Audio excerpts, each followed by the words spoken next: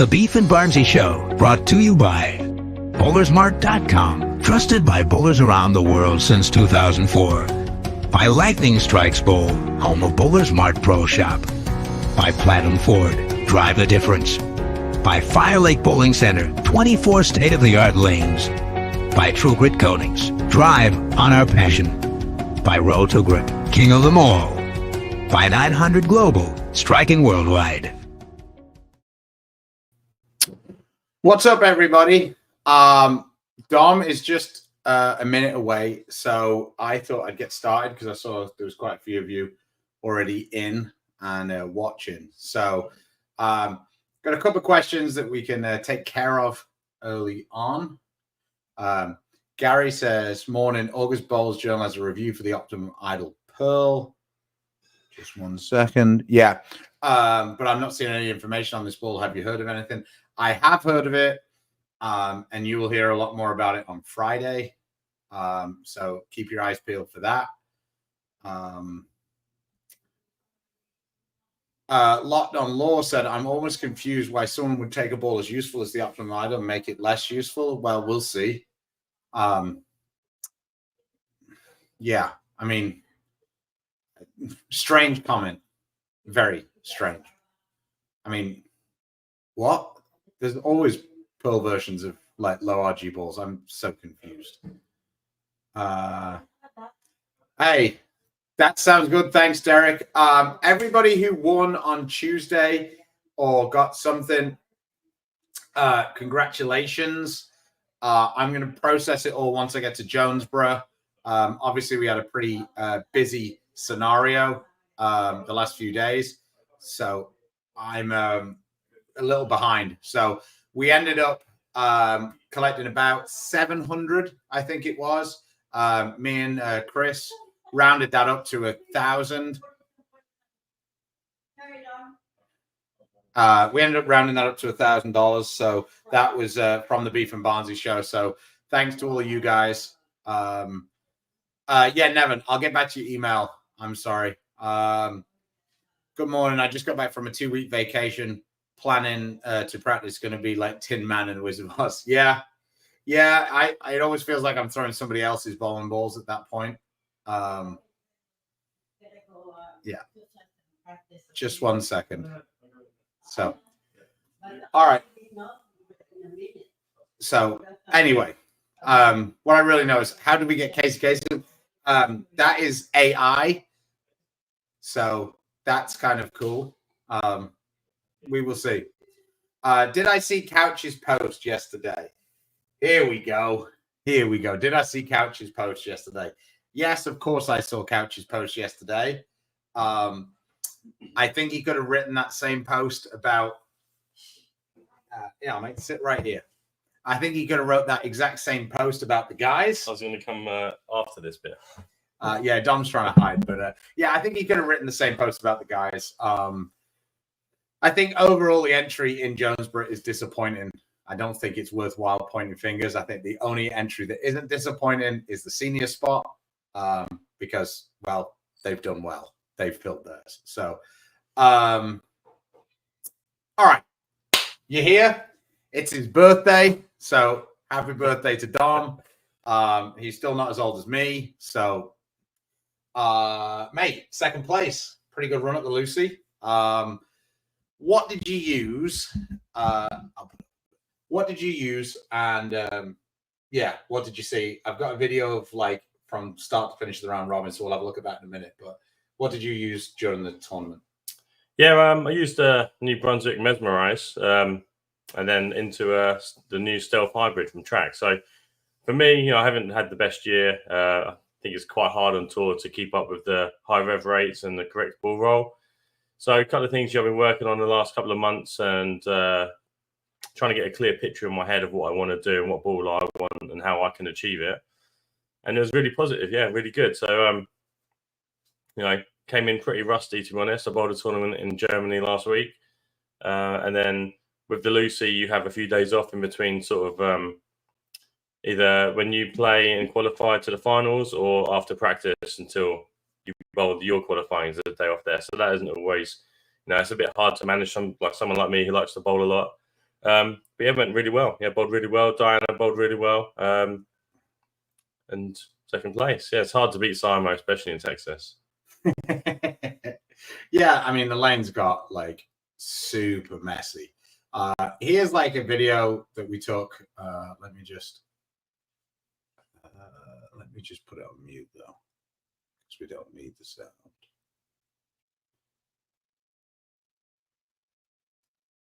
Oh, I know why. Sorry, I'm not being smart here. I had to do it a different way today, guys. I'm sorry. So that was where Prather started. This is the first game. You'll see as this video goes on that people move quite a bit further left, but everybody was starting like kind of third arrow and left, really. That was kind of where we were qualified, I think. Yeah, it wasn't much different. It definitely hooked a bit earlier, and the ball lost energy quicker going down the lane. It's probably the best way to describe it. It doesn't really always hook more, but you can tell your ball roll isn't, it's not skidding as much. So this is the first is that game. The morning, or is this the... This is the last block. The last block. Yeah. I thought about doing this after the fact, but yeah, this is kind of what everybody's using. They were kind of using stronger ball. Hazmat solids were quite popular. You use that mesmerized. The harsh reality pearl with a little surface. I think Capligan's using a 3.0. I'm not 100% sure. The effect as well, yeah. That one. That's 3.0. Yeah, that was a 3.0. On the Storm side, XLs, Simo started with an idle here. Simo looked like he wasn't really that bothered about striking. He just wanted to control the pocket a lot. Frankie was using an attention star. Obviously a little less speed. Yeah, this is a good one. I was trying to get Frankie to see me recorded. But yeah, I think this is actually the second game now. Simon went into a phase 2. Kind of similar reaction. You can see the first shot he threw with the idle. You can see how that couldn't possibly strike. So he has to get away from that zone. And then that shot that you just saw there with Prather is exactly what you've been talking about. So is that this stealth? That was stealth. Yeah, you changed the stealth. Frankie's still in the same ball, I believe, here. But Prather's shot kind of, you just see it burn up. So it's not really hooking less. It's just losing so much energy. That was a secret as to what Frankie did on that shot. But this is game 3, I believe. Simo's now in an attention star there. You still in the stealth here? I think this is your 5th game now. Yeah, probably following them on to that pair or something like that. Yeah, this is Simo, the 5th game. You see people are starting to phase 2 there. Still, seems like I only got Simo not striking yet. He led the tournament. This is your last game. I think this is about the 4th frame. You transitioned into Theorem? Yeah, Theorem. Theorem's such a clean cover that Billy loves that ball. He's bowled well with it all year. It hasn't been a ball that I've used a lot, but when they got like this, I kind of went to the paddock and went, well, okay, what I'm actually going to use that's going to be clean. And then, this is what Billy's seen all year. This feels pretty good. Yeah, look at this from the queue. Yeah. I was so sad I didn't get his next one because he moved even further left and slapped the 10-pin so hard. But I think that was your 8th frame. Here's the first shot, the 10th. You needed a double to make the big move from 4th to 2nd. It was nice. It looked like you didn't have to get it as far onto the lane as you were with the other balls. And that's what you were saying about being a bit cleaner through that front part of the lane. Yeah, I just tried to take my hand out a little bit and just let the ball, it's going to hook down lane anyway, just trying to get it into the right spot. So I started to try and spin it a little bit as well. So I thought that would give you guys just a little bit of a insight into quite how much the lanes change in just 6 games, especially when it's only, it's only 12 guys bowling and then 12 ladies. And trust me, the ladies weren't doing much of the damage to the lanes. But yeah, Danny Ladd. I had Danny Ladd, all right. He says, what balls from Brunswick do you really like at the moment? Yeah, this last week I've been using the 2 new ones, the Mesmerize and the Vaporize. I've been really impressed. I think the covers just keep evolving. There's more hook in the right part of the lane with all the balls I keep throwing. So yeah, really good vibes moving forward. Really looking forward to all the releases. Yeah, you'd that stealth hybrid had been pretty good for you also, it seemed like. Yeah, for me, the stealth pearl, I always I could make the stealth pearl pick up, but I couldn't make it hook down lane. I know Marshall could. His rev rate significantly higher than mine. Just leave it at that. But this one, I didn't have to try to, knock the holes out of it as much. I could actually, let it roll in the front, and it's still going to hook down lane. Somebody says, have you been practicing your backup ball for the next EBT tournament? No, I think I'm just going to not bowl those events, to be honest, where they're going. I think there's some, I feel sorry for the people that organise the events, because they organise that event once a year, and we see the same mistakes 6, 8 times a year. So symmetrical patterns clearly don't work. I think that's proven now in Europe. So maybe they'll move away from that. Maybe they won't, but it'd be my choice if I go and play them or not. One of our friends, Donnie, says, I don't know if you're old enough to have seen Donnie in Europe. He says, spending a day with Stu, poor guy. It's even worse. He's going to spend the day with me in the car. So somebody did ask a pretty interesting question here. Let me just find it. He says, Mike says, when warming up before starting the tournament, when you strike, you've got 3 balls that look really good going through the pins. How do you decide which one to start with? So I think this is where we're fairly similar. So, if you're bowling a tournament, it's fresh. The pattern's got a decent amount of oil in the lane. For us, the safest, well, for me at least, I think it's the same, is the safer option is the bigger ball, because that gives you the truer read of when it's going to burn up, when it stops hooking, when it hooks too much. I feel like if you go into the cleaner covers, you don't really know if it's hooking more, if there's carry down, or lots of things that could happen. So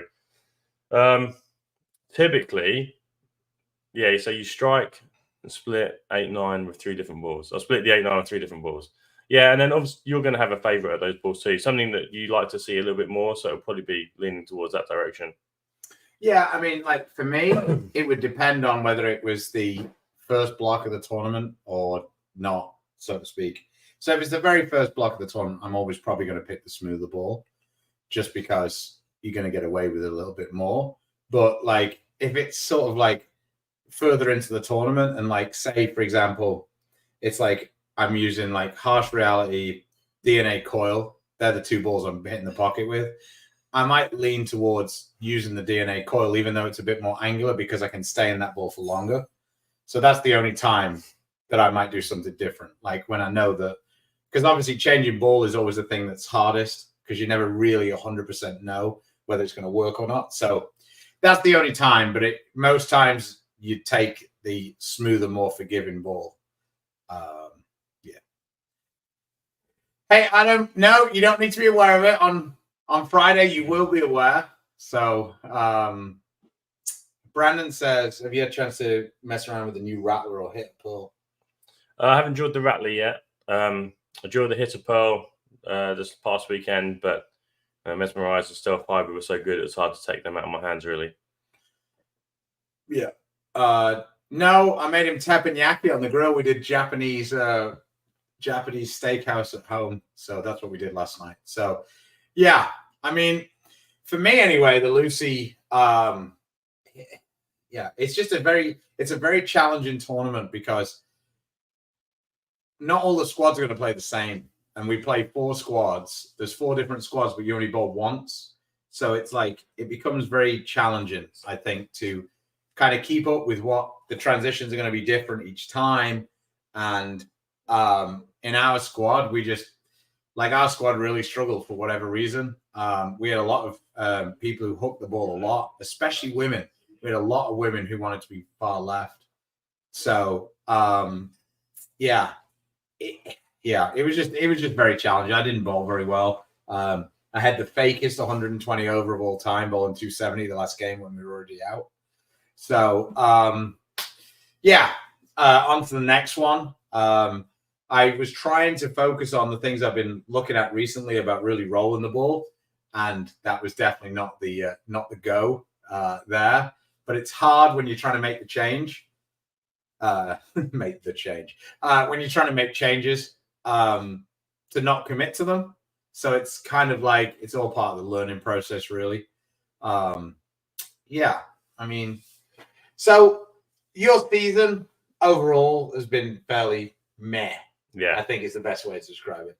But given the season, which balls did you like this season? So I was, beginning of the year, I was throwing 16. At the end of the season, I was still throwing 16, but that was it, done. So back to 15. Obviously urethane at the beginning of most blocks, it felt like we were using. I felt like they had a bit more taper towards the second half of the season, front to back, and the scoring went up a lot because of that, especially at the World Series. I'm not always the best at remembering bad performances, to be honest, but yeah, I still use some lower dip balls, like a Envy Tour. I use quite a lot. Also the Obsession Tour, and then just trying to think back to what you're trying to use. I can't even really remember, to be honest. It was I'm pretty good at forgetting bad performances, and there was a lot of them. Friday is like the video release time, so Friday morning, just keep looking out. You'll see a bunch of information about both those balls. Tina wants me to know that it wasn't all a dud for the Luci. Tina and her partner Trailer, they made it through again, so congratulations to them.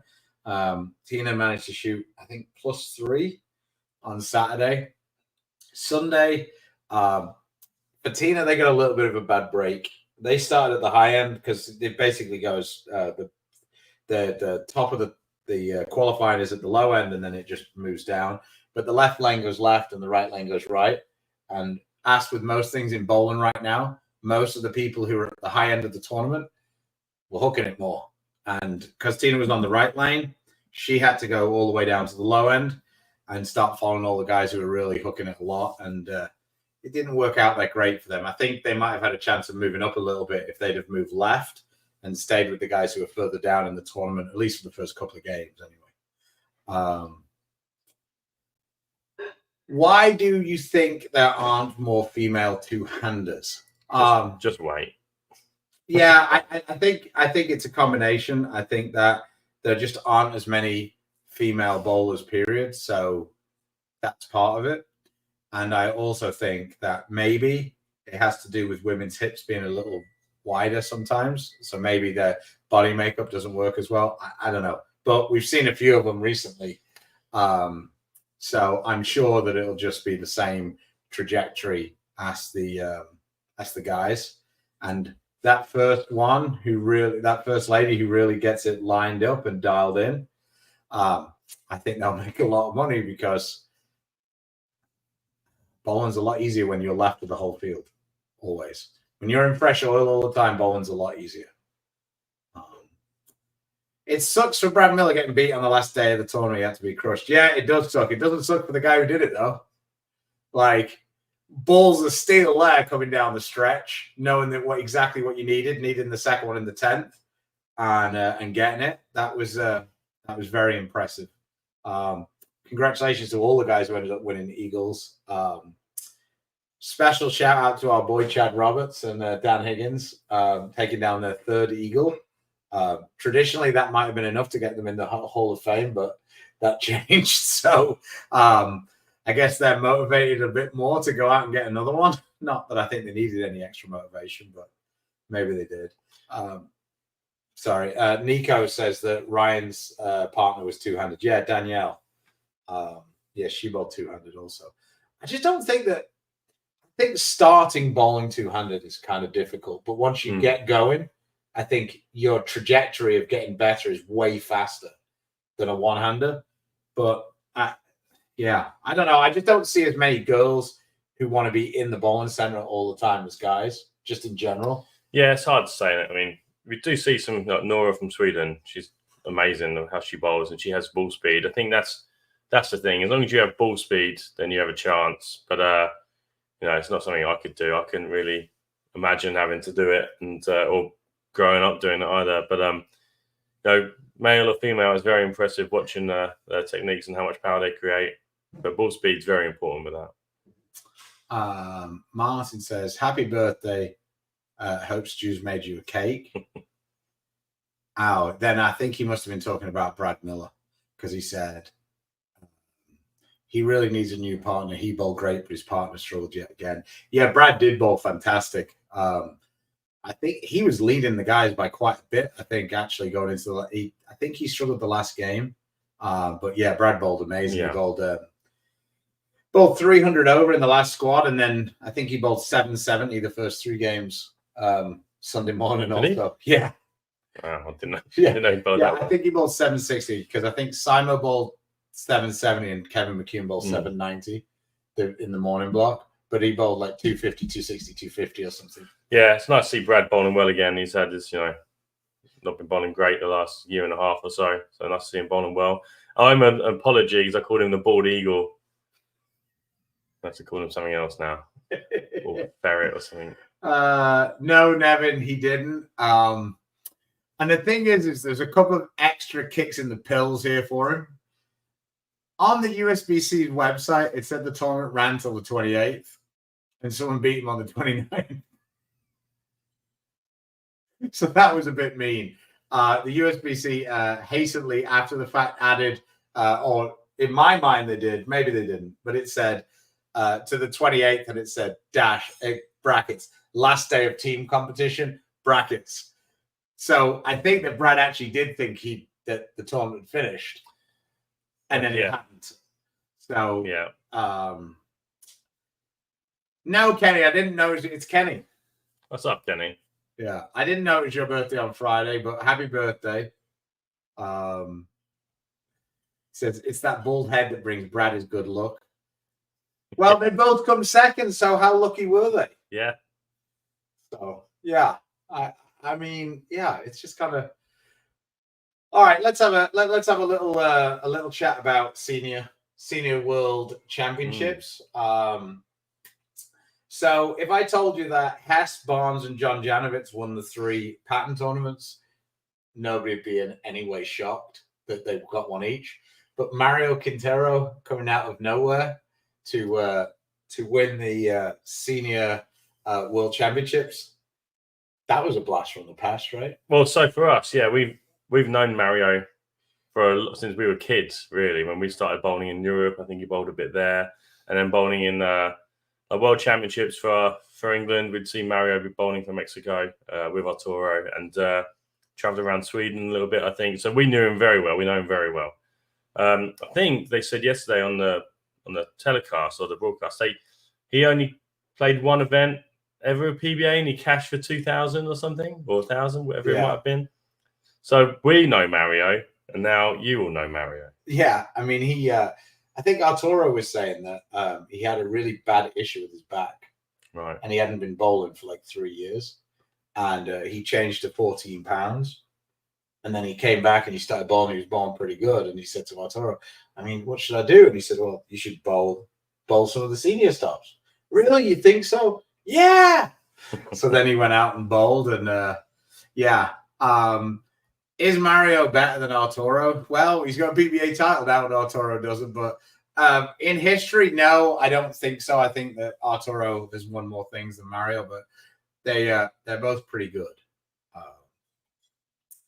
Robert, thanks for the super chat. He says, "Happy birthday, Dom. Did you find your best scoring on tour was early in games or later in blocks, and why did you think that?" Well, recently, more early in the blocks now because the patterns have been a little bit softer this year. And then if you're not one of the highest rev rate guys, it's hard to score later on in the blocks. But it used to be the other way around. It used to be easier to score later on. But yeah, and it sort of all depends about the patterns. When we bowled, I bowled one of my best events this year in Anderson, Indiana, which was on 37th. I think it was on Viper. And I bowled really well at the end of blocks there because we had to be closer to the gutter, and I got angle through the pins for free. Just got a birthday coffee. There we go. All right. Well, Dom's getting spoiled. Thank you very much. I think typically when the lefties bowl well, when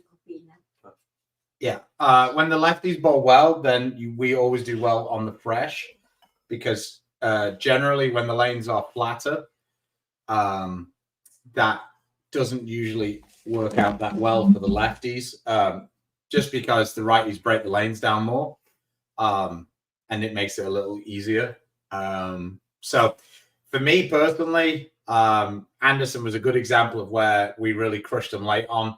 Everybody kind of used urethane early, and it was actually the fresh and the end was really easy. And it was actually the in-between that was kind of difficult, knowing when to put the urethane down, how far left to move, all of that good stuff is always kind of challenging with the urethane ball. That's why, it's when ball reps really come into their own, when they can say there's been this much play on this pair with this much urethane, who did it, whereabouts they did it. At the end of the blocks, they kind of get back to being close, but right for those two games, 2, 3, 4, 5, they anything could be happening on those pairs. Yeah, especially when because there was quite a lot of lefties in the main field, and of course we only have 64 people in the field, and if there's say 9 lefties, if 2 of them end up on one pair, it can make a really big difference to the breakdown. I mean, when we bowled the finals together, it was 1 on a lane, and I used reactive because I was trying to get rid of that transition thing, and that ended up being one of the worst pairs at the end. But everybody thinks that urethane's the problem, and sometimes it just makes the lanes way easier. So it's the it depends answer. But in general now, if me and Dom are going to do well, we're usually going to need to get our score at the start, because it's kind of hard to keep up with the two-handers late in those blocks. Well, it doesn't look like we're very busy today, Dom. I thought everybody was going to fire in with the Brunswick ball questions, but I guess people are missing Barnes. Barney had a bit of a shitter yesterday during the last block of the round robin. He, like the champion he is, he found a way in the step ladder to bowl 3 really good games. Taking out his good buddy Mika on the way up, but he ran into Brad Angelo. Brad took the everybody was playing around 20, and Brad decided that he wasn't going to do that, and he bowled the miracle game, bowling up 6. Yeah, it's fantastic. Yeah, really good game. Great but I think that what happens a lot of times on that stuff is you can bowl that one really good game, and then the front starts to go away, and it's really hard to make the changes off that. You've really got to have the balls dialed, especially when you don't get any practice shots and the other guy does. Yeah. It kind of makes it a little challenging you got to hope that first guess you make is right. Otherwise, you can get behind the 8 ball pretty quick. Yeah, it wasn't like Brad lost the pocket. He had a couple of 9 pins I was watching. And that's the sort of thing that happens when it looks like you've gone out there for the first time and you've made a really good decision, but then, dialing your balls to get through the pins the right way as you're making moves is not always sometimes the easiest thing. And then, so Mario had a super washout early in the game too, but then, I don't think he missed much after that. No. And like I say, it's amazing to me when you bowl on those step ladders, quite how much the lanes change and how quickly, you can change the part of the lane you're playing, because we don't usually play 2 games on a pair. So it's really... Yeah. To know how much you change it changes very quickly. Dom, are you still throwing the black urethane, or did you change back? Do you ever notice a difference between the 16 and the 15 with all the diff? So there's a big difference between the 16 and 15, but same with the purple hammer, the 15 was still unbelievable, if not better than the 16. To Munich, I took 3 urethane balls with me, and they were all purple hammers. Were they 15 pounders? Yeah, 15. 15. There were different years, perhaps you could say, all legal, obviously, but yeah. Yeah, I don't know many right-handers who mess around with 15 and 16 and the purple hammers. No. Because purple hammers in that urethane weight block on the Brunswick side, because I just think that most times when they want more hook, the right-handers are just going into a reactive ball, whereas the lefties are a little more trapped into using the urethane ball for maybe more of the squad. It makes a big difference to them having that extra diff. But I only ever hear of left-handers doing the 16. Yeah. Kevin McCune kind of does some crazy stuff with weights and stuff, but he has different grips and different all sorts. Different slides. Yeah. So, it seems to be, if I was left-handed, I'd probably have a look at doing both. The reason we just said, there's a lot fresher there, and you might need a little bit more diff at the beginning, or whatever reason may be. But typically, as the right hand side breaks down, you can just. What is quite surprising between the more I drill of these is, the different layouts do make a difference, even though they're so low diff. So I've got 3, and I've got 3 different layouts on them, and you would have thought you just have one that looks a lot better than the other ones, but they do change the reaction quite a bit. And it's not like, it's not a half an inch difference of from one to the other. It's a full, inch and a half, but it does make a difference in the end. Sort of a strange question, but he says, is there any Brunswick ball that's close to the phase 2? So kind of like a low RG, high diff, solid, kind of a strong solid. Yeah, we've got a few. I think, a year or so ago, the Stealth was kind of in that range. Yeah. I think, I'm not sure exactly what the numbers are, but the Hazmat Solid seems to be really good at the moment. Obviously, that's a hammer ball under the Brunswick brands. So a solid symmetrical ball from Brunswick. I've got so many balls to choose from, just sort of take the best ones, if you like. But yeah, 100%. This Mesmerize is nothing like a phase 2, but I was able to use it a lot in a long window, if you like, for the last event, and I did a video on it a few months ago as well, and it covers the ground of like a mindset, which is the biggest ASIM ball, and it's right there with it, but it's way more continuous, which makes it a lot more easier to use as the lanes transition. Yeah, I mean, I think for me and you, I think we've kind of transitioned a little bit away from using a lot of symmetrical balls now, because there's so much oil down the lane when we bowl and stuff that we end up needing to use asymmetrical balls more. So like there's a big talk about like benchmark balls, especially over here. Like benchmark balls is like the real key thing that everybody talks about. And people say that like your benchmark ball has to be symmetrical.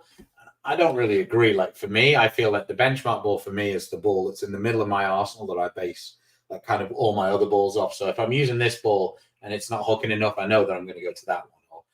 And I don't know that that necessarily has to be like a solid symmetrical ball.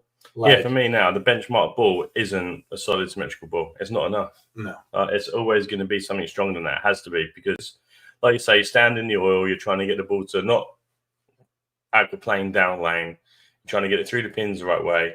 I want as much core going for those pins as possible at the moment, because when you see all the off hits the two-handers create, I'm not going to create that with, unless it's a really special big symmetrical ball, like maybe the Stealth Hybrid could be. Yeah. I'm not creating anything like that with, something like a action going on. For me, it's always going to be something that's ASIM, and luckily we've got a few good ASIMs. Yeah, I mean, like I think last season when you were bowling, when I watched you, I almost felt like the ball that made the most sense for you to make the change off was that 2.0 hybrid. Yeah. Which a lot of people would think, oh, that's way too angular to be the benchmark ball. But like I say, to me anyway, the benchmark is just the one that gives me an idea of what's on the lane and what I should do. So if you're using that 2.0 and you feel like it was really angular, you would just change to a stronger ball, like something that was earlier. So I think that that's the main key now, is it's that ball that tells you what you should do. That doesn't necessarily have to be a symmetrical ball, and it certainly doesn't have to be a solid ball. Like for me, I used the Absolute as my benchmark ball last season, and like this year, I've kind of transitioned that into an Absolute Power, but that's kind of the way it's been for me anyway. So obviously, people think that we drill a lot of balls and we go through a lot of balls, but some of that might be true, but our ideas don't really change. So as much as we're drilling different balls, we're still using the same ones, or we're doing fresh covers or different layouts. But our ideas don't really change much with that. Somebody said, who drills the most balls on tour? And like, we can confidently say that we know the answer. Oh, yeah. It isn't either of us. No, he just won. Yeah. My boy Simo, he ain't scared of sending it in. Now, to be fair to him, I might give him a run. Now, he drilled a lot more balls than I did, and I might still have given him a run for balls per game, because he bowled so many more games than I do. So for me, I drill a lot of balls when I'm on tour. I go home and I don't drill any, really. Yeah. Obviously, all the new ones come out, but I'm not, resetting my arsenal like I am on tour and adding all the new stuff and trying to keep up with Simo and EJ. I'm not doing that at home. So I wonder what he does, if he's still drilling like a maniac at home, or if it's just a tour thing as well. I mean, every time he comes to Texas, he's like almost gluing grips it. Of new ball. Yeah. So you heard it first. I'm not even in the top 10. Oh, shut up. The Hype says, "Hey Dom, huge fan." He has his own channel. He does ball reviews. He says, "We sort of spoke about this earlier in the show." He says, "Have you had a chance to throw which one stood out?" I think they were two that looked good for you this weekend: Stealth Hybrid and the Mesmerize. Yeah, and right in between that gap is the Vaporize as well, which I could use the Mesmerize so long I didn't need to use the Vaporize. And then underneath the Stealth Hybrid, I had a pin down one as well. So obviously flares a little bit less, so we drill out the diff. And that was one that I used. And then right at the end there was Ethereum with a weaker layout that I could really get up the lane through all of that. Sort of the lane friction that has in it already, and then the friction that we create as players. So that was really easy steps for me. And when I bowl my best, that's what happens. Everything becomes really clear, and then you only have a few balls that you need to use. It's when you have to go searching for balls is when you don't have that clear picture. I'm not sure what's going to happen. I think this can apply to both of us. How often do you use the Black Pearl? And you could put IQ 78 in there also in non-PBA events. Never. No, it's a tour ball. It's made for tour. If you have a purple hammer or if you have a pitch black and it hooks too much and you can't control it, then by all means, drill an IQ 78, drill a black pearl hammer 78D, and that will give you less than a purple. But just looking at the last sort of 7-8 years of bowling since these balls came out, and we started learning about softness and everything else. You don't have an advantage throwing a 78 hardness bowling ball, but you do if it's 73. Somebody's been obviously following me and you. It says, "Dom, should making the 10 pin on the final ball and the 10 to count towards stats or not?" I don't think I'm qualified to answer this anymore. I've missed far too many the other day. He gave me the. I've been sparing really well with this urethane. I'm just going to go with the urethane. All right, mate. We made some alterations to the spare ball when he got back here. Spare ball's back in play. I learnt my lesson. Mike F, he says, "What conditions is the Vaporize best suited for? I'm wondering where it would fit in his bag with it having such a low RG combined with the pearl cover."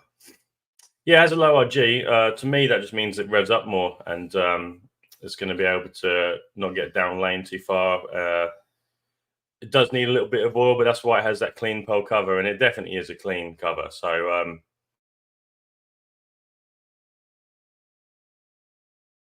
coming with me this week when we start driving today. I think that's a ball that could definitely be using if for me, we're going to be bowling on 40 feet. I think it is 5-1. This bowling centre is pretty hard, so it's not going to play like that. First ball out of the bag is going to be a Mesmerize, and then maybe the Hazmat Solid. And then when I need to clean the cover, that's the ball that's coming out, that and the Stealth Hybrid. So we're going to, preconceived idea, which is a terrible thing to have, but that's why we have practice day. And also we get to watch the seniors and the women bowl before we bowl. But that's already in my head, the first sort of batch of balls that are coming out. And then he's just going to throw his urethane. Yeah, Stu's convinced it's urethane. I'm hoping not. We always have all these we could play the lanes like this, or we could do this, or we could do this, or it's like when I was practicing by myself, the Luci pattern was so easy up 10. Then you just watch the guys start at 15 and just plow the oil to the right, and you're just like, yeah, that's not going to be the deal. So I practiced yesterday. Stu was doing a ball video, and I practiced with Jacob Lasipko. He's a really nice kid. He had a few spare issues as well. So we bowled for about, I bowled for about 20 minutes on one lane. He bowled for about 10 on the other.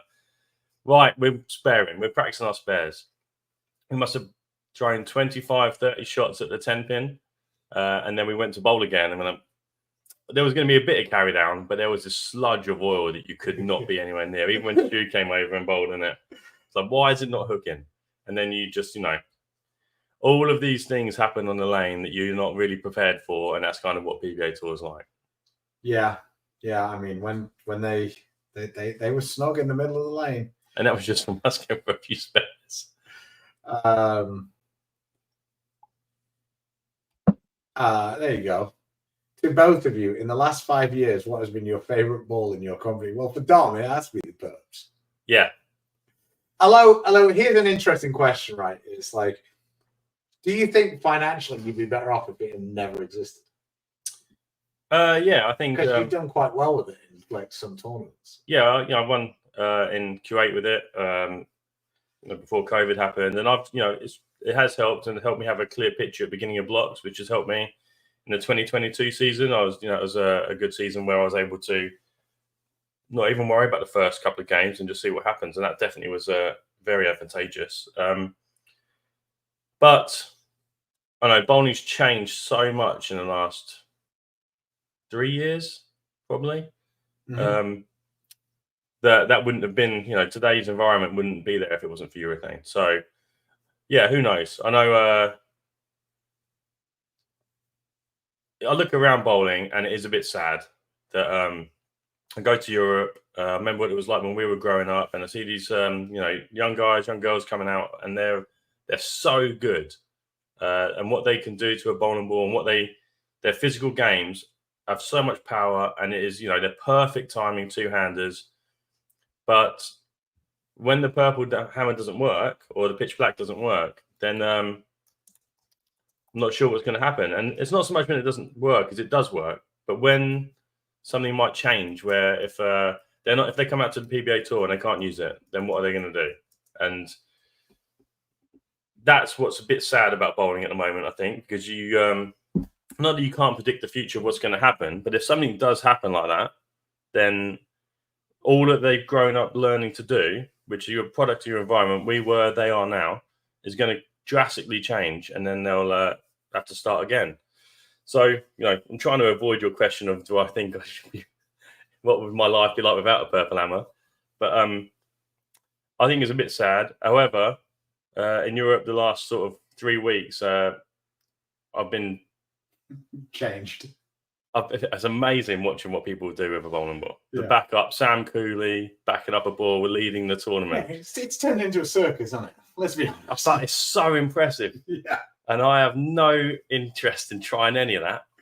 Yeah, impressive. I just think that, like for me, I always like laugh with Barnes. When we get the discontinued list, I always look at it like, man, I'm glad they discontinued that one. Not because I really was like, didn't like it or whatever. I love it when they discontinue balls that I don't use that everybody else uses. That's the best. It's like to me in my life, if the high road and the IQ tour had never existed, that would make no difference to me whatsoever. But like, there's a lot of guys like Martin would probably have retired like 5 years sooner because he used those balls all the time. Yeah. Like for me, it's just like the Alpha Crux was another one. It was okay for me. It was like life changing for some other people. For everyone else. Yeah. So in the last 5 years, which ones have I liked the most? I mean, to me, the Absolute was pretty good for me. I mean, 5 years is a long time. It's hard to know that timeline without really looking at all the balls. But Absolute would have been really good for me in the last couple of years. I would say for me, thinking about it a bit more, balls that I'd never used years ago was really big ASIMs that had any cover on it. Found it hard to have them not burn up, but the Black Widows have changed my mind. So whether it's the 2.0 solid to the 2.0 hybrid, the red and black one, to the 3.0, I mean they're fantastic balls, and they've every year they bring out a new one, and it's always good. Yeah. I mean, the only one that you didn't really do that well with, that other people did kind of do well with, was Ghost. Yeah, the white one. I did have some success one event though. I just mean overall, like people had, like Billy and Tommy have used that ball way more than you have. Like, but like the 2.0, I feel like was like the one that was in recent times. It was really good for you. That wasn't as good for the other people. Like, happy birthday. Thanks, Larry. He says, happy birthday, Dom. Nice finish at the Lucy. Great seeing you again. Enjoy your day. Back to work means. Well, thanks for dropping in, Larry. Larry always gives a random amount as well. See, $5.12. Dom, loved my Black Widow 2.0 this past season. I just resurfaced and added D-stocks. It seems much lazier. Is it dead over 100 games? Should I get another one or try something else? Is it dead? So it's hard. Like, so Stu and I refresh our covers a lot more than that, but obviously we have to. We're bowling against Simo and EJ, so that's just the way it is out on tour. But yeah, you know, these balls the bowling balls are porous; they absorb oil.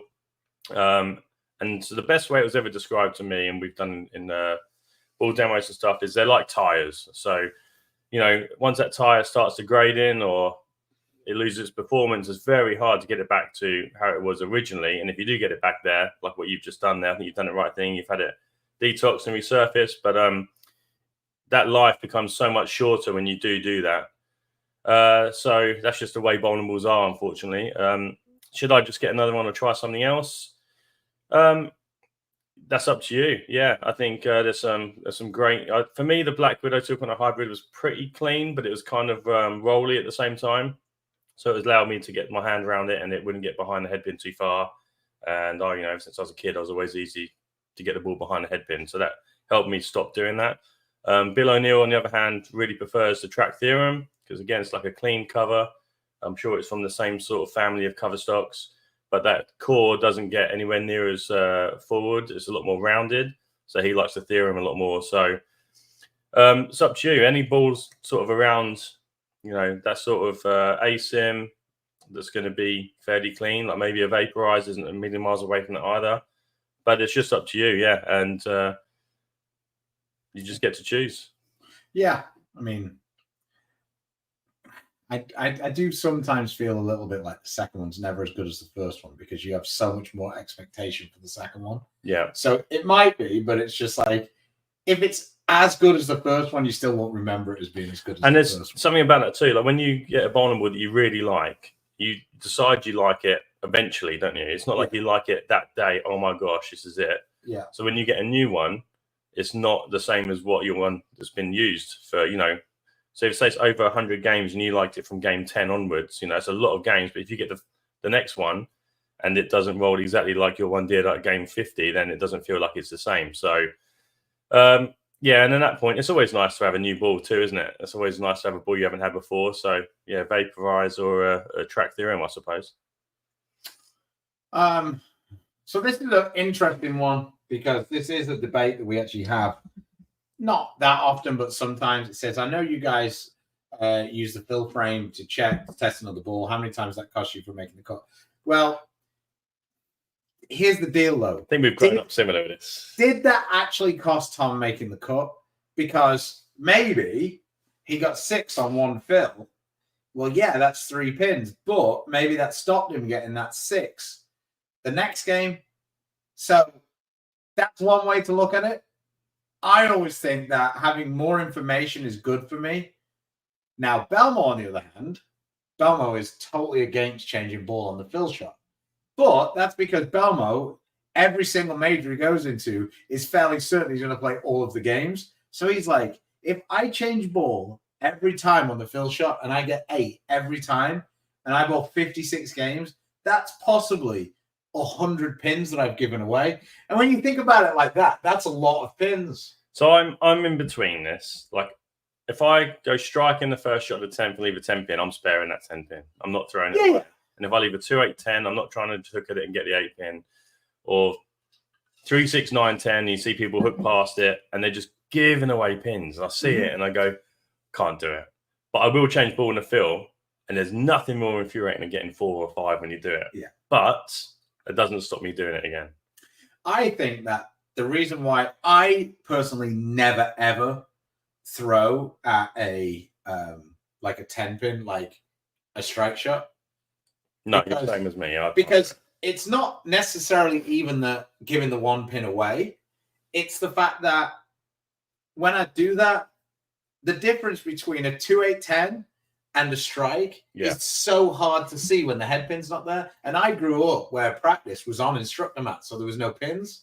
Yeah. And the amount of times you thought you were lined up. Yeah. And the first shot you 2, 8, 10, and you're just like, well, fuck, I wasn't even close. I remember those days. But that's the point. So it's like, to me, I gain nothing by throwing the ball because, I mean, you just can't see the difference between it. And like, you never know if it, like if you throw at the at a 10 pin, how do you know if it flat 10s? And most of the time, that's what you're changing to get away from. So, Yeah. And we know that the bowling ball is not going to, we're not going to be an arrow off when we throw a ball. It's going to be in the same place. So that's where it is. I mean, like I say, I totally respect Belmore's point of view. How can you not? And if I was guaranteed that I was making the top, the bowling all 56 games every time, then maybe I'd look at it differently.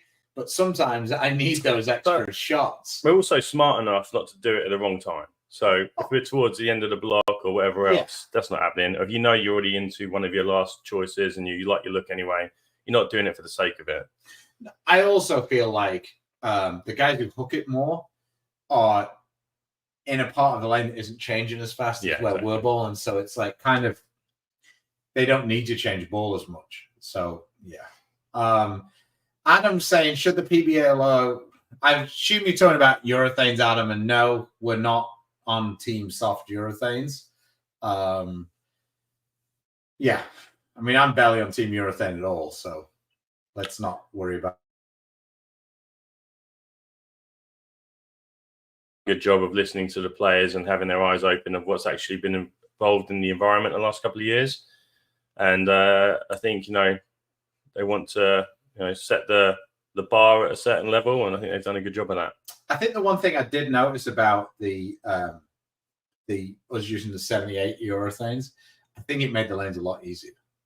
Yeah, because everybody had to be in more of a similar spot, and everybody had to be closer to the headpin. So it always left like, if we were bowling on something that wasn't long, there was always friction right of where the urethane spot was, whereas it wasn't that case when people could like wheel the whole lane with pitch blacks or purple hammers and stuff. The lane to lane was way closer with the 78 urethanes than it was with the softer urethanes. Yeah, and the harder urethanes, definitely you notice transition way more than you did with the softer ones. So you could probably use the urethane, like we do use it this week on 40 feet. You probably use it for 18 frames to, 15 frames to 20 frames, like 2 games max. And then that'll be it. Yeah. Unless you're left-handed, obviously, then you have nowhere near as much transition. Yeah. I think this is like kind of what I talk about a lot of the time. I don't think that would work for the simple reason that I think what makes the reality different is the fact that the cover is so strong and the XL cover isn't anywhere near as strong. So you've always got to remember that the cover stock is so much more dominant than the weight block. And I understand that in different, on different balls, it's going to make a difference here or there. I'm not saying that the weight block makes no difference. That would be ridiculous. It obviously does, but it doesn't make anywhere near as much difference as the cover stock. Like the cover stock is probably 65% and the weight block's 35% or maybe even more. So like what Don was talking about earlier about that low RG pearl ball, like one of the cleanest, most angular balls we had was the Phase 4, which has a really low RG high diff core, but the cover was so clean that, like you're saying, it revved up quick, but it really came off the spot hard. So it's important not to get too wrapped up in the cores. And so is it weaker? Is that a less stiff core on the XL then, obviously? No, it's somewhat in the same ballpark as the reality, but the reality cover is much stronger than the XL cover. This has got the basically the particle type cover, right? Like the nano cover, and the XL doesn't. So that's kind of where we're at. A couple of people are asking us about the couch thing. Here's the deal: Jason's delivery wasn't ideal. But what you're going to understand is the seniors, which he is one of, have filled their tournament and then started entering the men's side. I think his delivery would have been better if he'd have said, "Oi, all you young people suck." That would have made more sense. It isn't necessarily only the ladies who are at fault here. Well, it isn't only the ladies.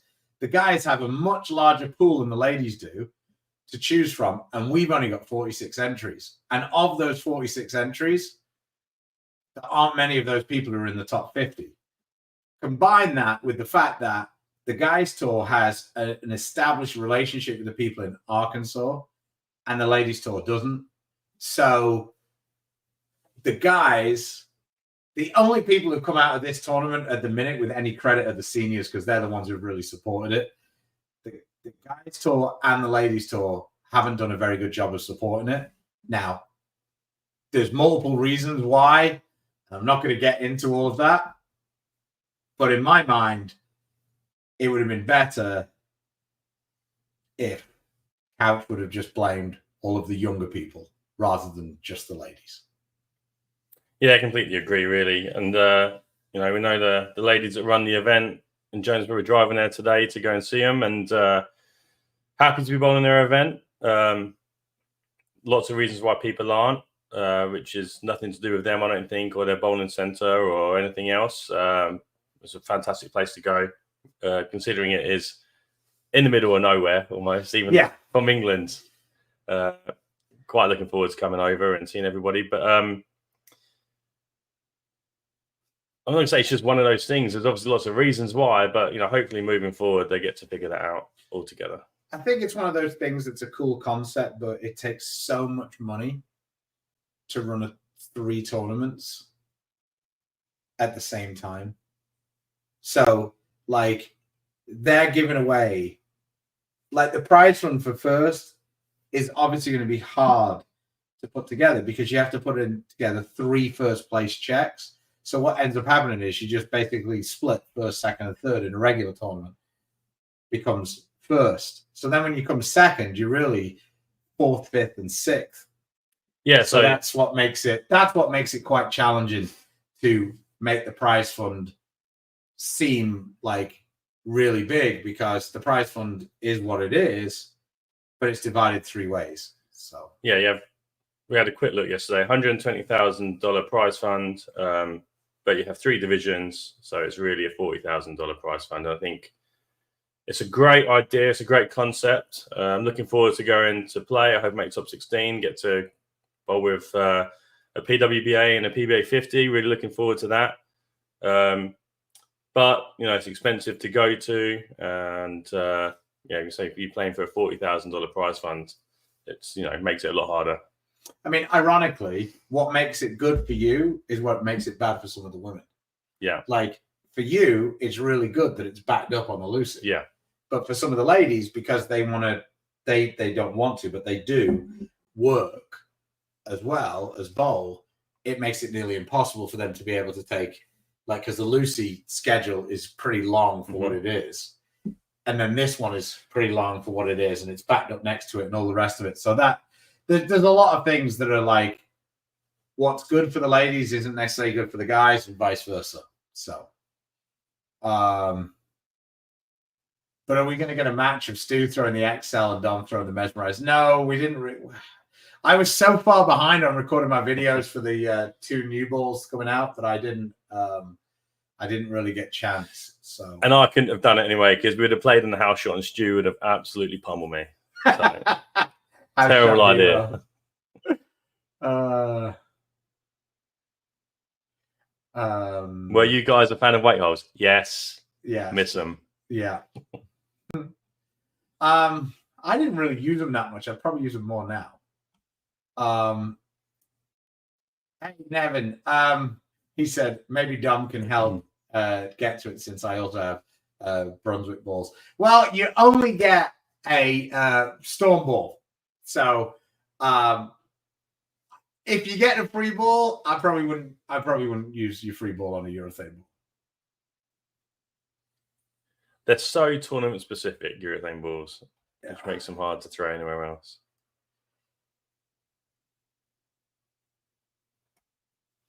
How come so many European bowlers made this stop? Who? Well, Me and Richie. UNTs. Yeah, well, I mean, the ladies, there's a bunch of European ladies as well. But I just think that in general, the American bowlers are a little spoiled, and they have more events to choose from. So they don't necessarily always support all of the extra events that are available. Whereas the European guys have less things available to them to bowl, and that's why they come over. So that's just my thoughts on it. Any word from Matchroom? No, that's dead. Don't worry about the Weber Cup. Might as well just erase that forever. It's not coming back. I guess we win overall because we had the trophy the last time. So, well, guys, thanks for watching. We need to get back on a more regular schedule, it seems. So, there won't be a show on Thursday because we'll be in Jonesboro. I don't know whether the ladies bowl first or the guys bowl, the seniors bowl first. Seniors bowl first. So, yeah. We will see you when we see you. That will probably be next Tuesday. Thanks for watching again. If you get chance, please support the sponsors that support us. And I didn't do a very good job of supporting them because I didn't change the logo for the whole show because I'm an idiot. But anyway, they are Storm Rotogrip, 900 Global, Brunswick, Coolwick, Bowlers Mart, Firelight Bowling Center, Lightning Strikes, and Platinum Ford. With that, we will see you next week. Check out the videos on Friday. We got some ball videos going up. And have a nice week. Check out the bowling from Jonesboro. All right, guys. See you later. Bye now. No, I pressed the wrong button. I'm an idiot.